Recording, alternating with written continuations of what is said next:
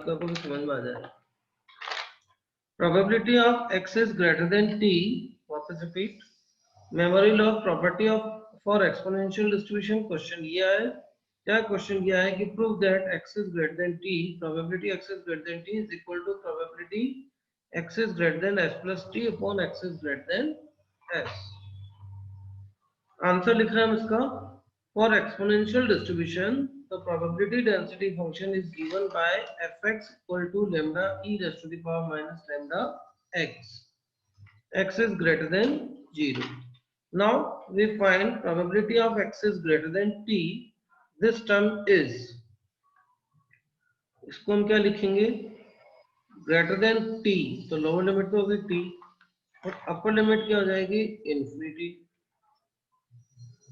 Probability x is greater than t, तो इसको हम लिखेंगे t to infinity fx dx, t to infinity fx की value lambda e raise to the power minus lambda x into dx। इसका integration lambda था as it is e raise to the power minus lambda x upon minus lambda limit t to infinity.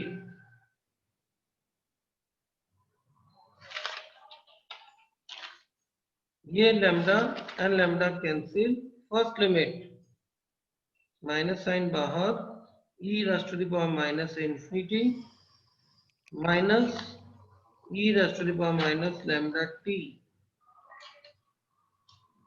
e raise to the power minus infinity, this is 0 minus e raise to the power minus lambda t, minus and minus plus, ये term हो जाएगी e raise to the power minus lambda t। This is probability x is greater than t। ये तो आया हमारे पास एक value left hand side. अब बात करते हैं राइट हैंड साइड की। राइट हैंड साइड के लिए टर्म, राइट हैंड साइड हमारे पास क्या थी, x is greater than s plus t upon x is greater than s, x is greater than s plus t upon x is greater than s। एक छोटी सी चीज बताना मुझे, मैंने लिखा probability x is greater then 2 और दूसरा लिखा probability x is greater then 4। इन दोनों का कॉमन रीजन कौन सा होगा?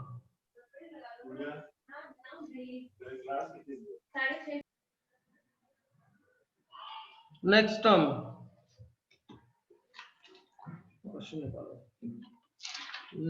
राइट हैंड साइड पार्ट के लिए ये तो हो गया हमारे पास, चलो इसको तो छोड़ें। Probability x is greater than s plus t upon x is greater than s, x is greater than s plus t upon x is greater than s।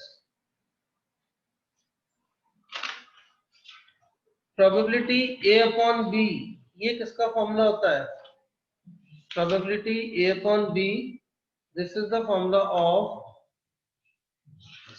क्या लिखते हैं,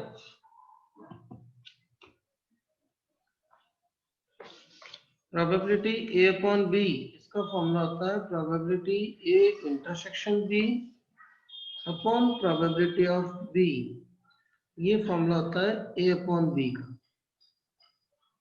यहाँ एक ही जगह है, ये क्वेश्चन यहाँ क्वेश्चन एक ही जगह क्या है हमारे पास, x is greater than s plus t और b की जगह हमारे पास टर्म क्या है, x is greater than s।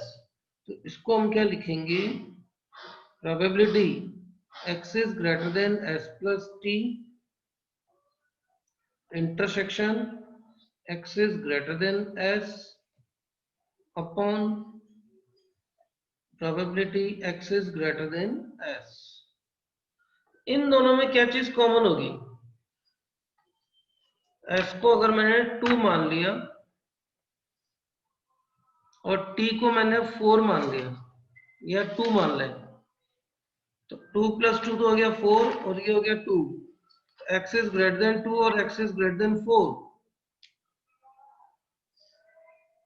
ये वही टर्म हो गई बेटा, s को 2 t को 2, तो 2 + 2 4 और ये हो गया 2।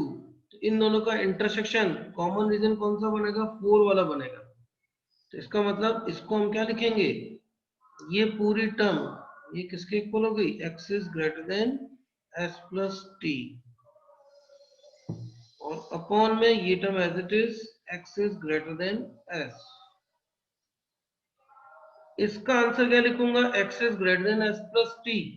देखो x is greater than t होता है तो आंसर लिखते हैं हम e की पावर माइनस लैम्डा टी। तो x is greater than s plus T, तो इसका आंसर क्या बन जाएगा? e की power minus lambda s plus T. केवल चेंज किया, यहाँ t की जगह s प्लस टी है, और divided by x is greater than s, इसका आंसर बनेगा e की पावर माइनस लैम्डा s। इन दोनों में क्या चीज कैंसिल? लैम्डा s कैंसिल, तो आंसर क्या बचा? e की पावर माइनस लैम्डा टी। ये टर्म किसके इक्वल चल रही थी? s plus T upon x is greater than s। ये पूरी टर्म किसके इक्वल हो गई? e की पावर माइनस लैम्डा टी, और e की पावर माइनस लैम्डा टी को हम लिख सकते हैं x is greater than t, और यही आपको प्रूव करना है। तो काम की टर्म सिर्फ इतनी सी थी, ये वाला पोर्शन कि ग्रेटर देन 2 और ग्रेटर देन 4 अगर आता है तो कॉमन रीजन कौन सा होगा? 4 वाला। इसीलिए मैंने लिखा s प्लस टी और s, तो कॉमन रीजन कौन सा बनेगा? s प्लस टी वाला। तो इस पूरी टर्म की वैल्यू ये हो जाएगी। इसका आंसर इसी टर्म से लिखा, ग्रेटर देन टी है तो आंसर ये लिखते हैं, greater than s plus T है तो आंसर s प्लस टी हो जाएगा, ग्रेटर देन s है तो आंसर में लैम्डा s आ जाएगा, लैम्डा एस कैंसिल, ये टर्म हो गई e की power minus lambda T. Define exponential distribution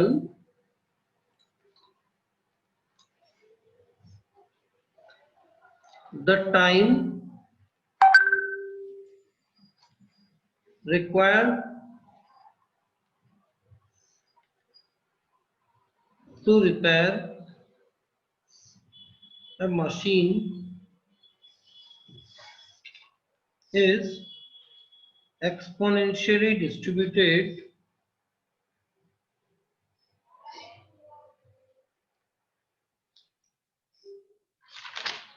with parameters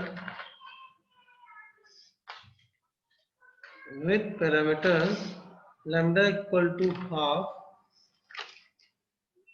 First question, what is the probability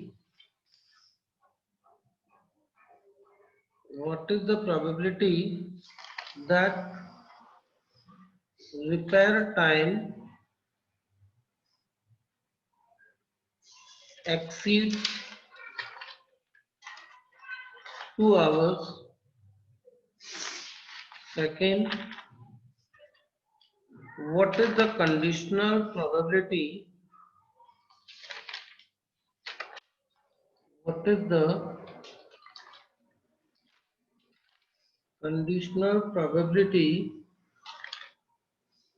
that a repair takes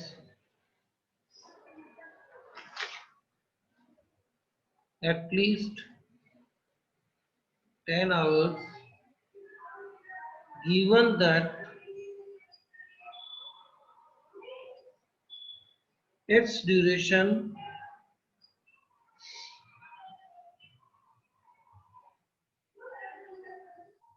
exceeds 9 hours? ये छोटा सा क्वेश्चन है।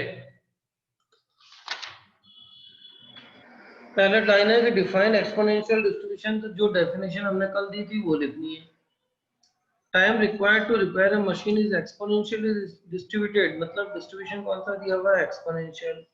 With parameter lambda equal to half, lambda की value हमको कितनी दे रखी है? हाफ। पहला क्वेश्चन दिया है what is the probability that repair time exceed 2 hour, उसकी क्या प्रोबेबिलिटी है कि रिपेयर टाइम एक्सीड्स 2 आवर्स होगा। मतलब हमें प्रोबेबिलिटी क्या निकालनी है? x is greater then 2। x is greater then 2 का मतलब हो गया लिमिट 2 से इंफिनिटी fx dx। fx की वैल्यू हमारे पास कितनी दे रखी है, लैम्डा। fx का मतलब होता है लैम्डा e की power minus lambda x dx, exponential distribution के लिए लैम्डा की value half e raise to the power minus half x into dx। This is 1 by 2 e raised to the power minus half x upon minus half limit 2 to infinity। ये half half cancel, first limit रखें e raised to the power minus infinity, second limit रखें x की जगह 2, तो ये हो जाएगा e raised to the power minus 1। ये टर्म तो जीरो, ये माइनस माइनस प्लस, तो आंसर हमारे पास कितना हो गया e की पावर माइनस 1 यानी 1 अपॉन e। ये तो हुआ आंसर फर्स्ट पार्ट का। x is greater then 2 hours से ज्यादा समय लगे उसकी प्रोबेबिलिटी कितनी हो जाएगी 1 अपॉन e। e की वैल्यू हमारे पास कितनी होती है 2.71। अब आते हैं सेकंड पार्ट में, what is the conditional probability. Conditional probability का मतलब हो गया a upon b। Conditional probability का मतलब क्या हो गया a अपॉन b, तो मैंने इस तरह से लिख दिया। अब क्या दिया हुआ है, what is the conditional probability that a repair takes at least 10 hours. कम से कम उसको कितने घंटे लगे 10 आवर्स, मतलब ज्यादा भी लग सकते हैं, तो x is greater then 10 given that it's duration exceeds 9 hours. और ये तो आपको दे रखा है कि उसको सही करने में 9 आवर्स से तो ज्यादा लगेंगे, बट उसकी प्रोबेबिलिटी निकालिए कि उसको 10 से भी ज्यादा लगे। ये कंडीशनल प्रोबेबिलिटी निकालनी, इसको मैं क्या लिख सकता हूं, x is greater then 9 plus 1 upon x is greater then 9 लिख सकता हूं। 10 को लिख दिया 9 प्लस 1 और डिवाइड में 9 है ये फॉर्मूला क्या बन गया s प्लस टी और ये s प्लस टी और ये s। तो इसका आंसर क्या होना चाहिए x इज ग्रेटर देन 1 के बराबर using memory loss property. Memory loss property का यूज करते हैं तो इसका आंसर ये बनेगा probability x is greater then 1। क्यों लिखा, क्योंकि डेफिनेशन हमारी यही थी x is greater than s plus T upon x is greater than s। ये किसके इक्वल हो जाता है x is greater than t के। यहाँ 9 प्लस 1 और डिवाइड में 9, तो आंसर कितना हो जाएगा 1 के बराबर। अब बात करते हैं x इज ग्रेटर देन 1 की वैल्यू क्या होगी। अभी लिखा था अपन ने x इज ग्रेटर देन 1 का मतलब हो गया 1 से infinity 1 by 2 e raised to the power minus 1 by 2 x dx lambda e की power minus lambda x dx 1 by 2 तो एज इट इज। इसका आंसर कितना हो गया e raised to the power minus half x upon minus half और limit 1 to infinity। ये 1 by 2 तो cancel, first limit e raised to the power minus infinity, second limit 1 रखें तो e raised to the power minus half। ये term zero minus minus plus, तो final answer हमारे पास कितना बना 1 upon e raise to the power half यानी under root e। This is answer.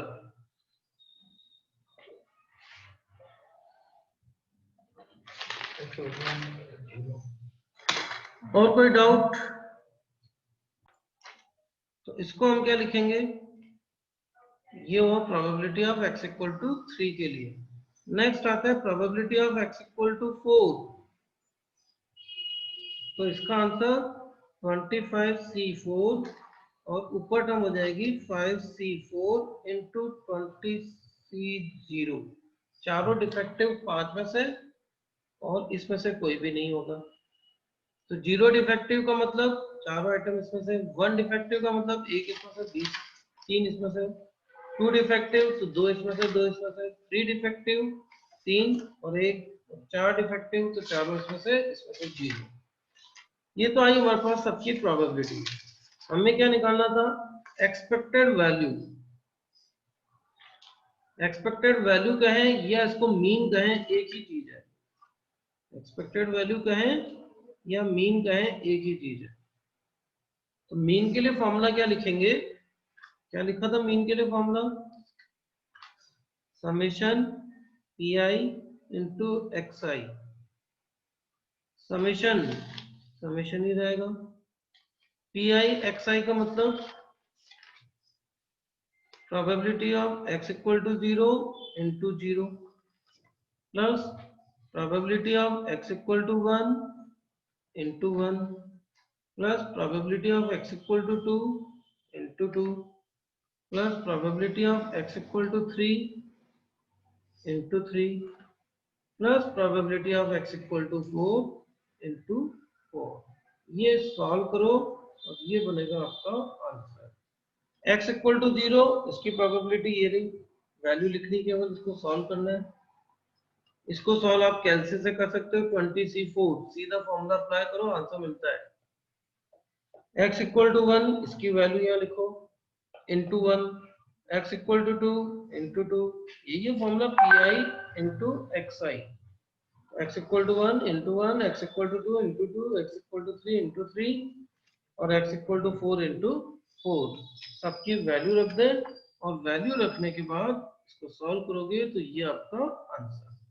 ये तो आया विदाउट रिप्लेसमेंट। अब बात करते हैं with replacement. Second, with replacement. With replacement का मतलब आप कभी भी कोई टर्म निकालोगे, डिफेक्टिव होगा, डिफेक्टिव आइटम हमेशा 5 रहेंगे। तो फर्स्ट टर्म इसमें लिखेंगे p। p का मतलब हो गया 5/25 यानी 1/5।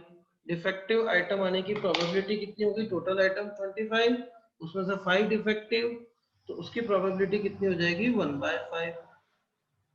और q, गुड आइटम कितने? 20 divided by 25, this is 4/5।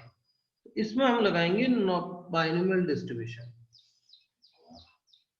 Defective आने की प्रोबेबिलिटी 1/5 और डिफेक्टिव नहीं आने की प्रोबेबिलिटी क्या होगी? 4/5। सैंपल सैंपल आपने कितने का लिया है? 4 आइटम्स का। इसका मतलब n की वैल्यू हमारे पास कितनी हो गई? 4। फर्स्ट टर्म 0 डिफेक्टिव, 0 डिफेक्टिव के लिए टर्म क्या लिखेंगे? Probability of x equals to 0। Formula क्या होता है? x इक्वल टू r का NCR p की पावर r q की पावर n माइनस r। तो probability of x equal to 0 क्या लिखेंगे? n की जगह 4, p r की जगह 0, 1/5 raised to the power 0, q की value 4/5, n minus r 4 minus 0। तो इसको सॉल्व किया तो वैल्यू कितनी मिल गई? 4/5 रेस्ट टू द पावर 4। इसी तरह से probability of x equal to 1,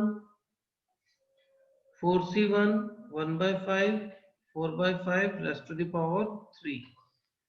x equal to 2, 4c2 1/5 raised to the power 2 4/5 raised to the power 2। x equal to 3, 4c3 1/5 raised to the power 3 4/5 and x equal to 4, this is 4c4 1/5 raised to the power 4 4/5 raised to the power 0। ये तो आ गई सबकी probabilities. Mean, mean के लिए formula summation P I into X I. तो इसको क्या लिखेंगे? x equal to 0 into 0, x equal to 1 into 1, x equal to 2 into 2, x equal to 3 into 3 और x इक्वल टू 4 इंटू 4। इन सबको सॉल्व करें और ये आपका आंसर। अब मान लीजिए इसी क्वेश्चन में आपसे पूछा जाता है वेरिएंस और बताइए, तो वेरिएंस के लिए फॉर्मूला हम क्या लिखते हैं, summation P I X I square minus X bar square. तो इसका फॉर्मूला क्या हो जाएगा, probability of x equal to 0 into 0 का स्क्वायर, x